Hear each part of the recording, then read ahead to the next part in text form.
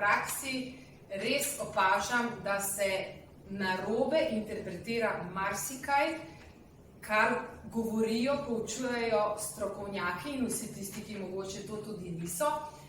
Pa seveda ni težava v ljudeh, da tega ne bi pravilno razumeli, dojeli ali pa pravilno uporabljali, kot jim je bilo naročeno, ampak verjetno nekaj ne štima s tistim, ki ti nekaj skuša na vsak način prodati, predati, te naučiti in te prepričuje, da je to zate super fino, fajn in da bo delovalo za vse, še za glivice na nogah, ne? Pa še za depresijo. Kaj hočem povedati? Prihajajo ljudje k meni, se pogovarjamo, ki so že nekoga poslušali, ki so nekje bili, ki so že sprobali lahko ničkoliko različnih metod, orodij, tehnik, veščin, ki so prebrali že na desetine knjig, ki so, verjemite, se naposlušali že po ne vem koliko tisoč posnetkov na YouTubeu in Facebooku in ne vem kje še vse, pa še kar nekaj ne rata. Ne rata tisto, kar bi oni hoteli, kar bi si želeli, pa kar so jim obljubljali, da bo. In seveda pridejo na točki obupani, depresivni, žalostni, anksiozni, živčne razvaline, predvsem pa razočarani, ampak pazite zdaj to sami nad sabo, da kaj oni narobe delajo in kaj je z njimi narobe, da to njim ne deluje. In na žalost, to je katastrofa, kar nekaj njih pride do zaključka, meni to ni namenjeno.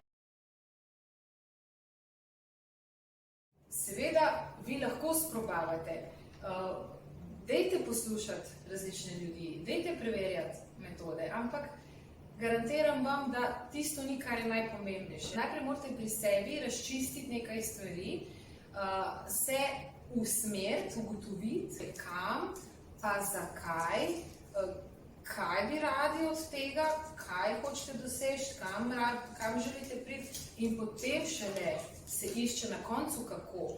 Velika večina pa to prehiteva in imajo vse te odgovore in vsa ta vprašanja popolnoma pomešana.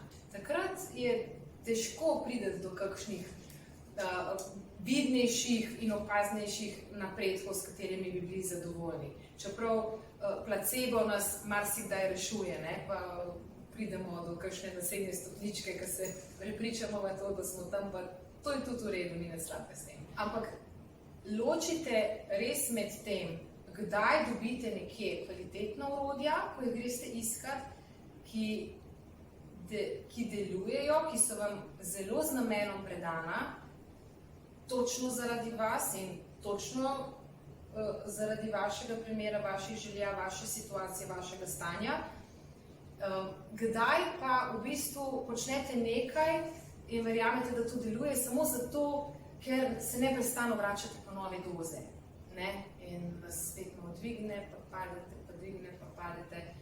Nekaj časa seveda je to normalno, da se dogaja, ampak na dolgi rok pa mora biti nek viden efekt. Dajte si to za cilj.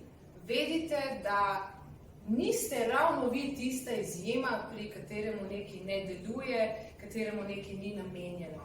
Raje kot vase podvomite v vir informacij in iščite nove. Na koncu boste ugotovili, da vam marsikdo, kljub temu, da pridete do njega in da sodeluje z vami, da vam ne pove vsega.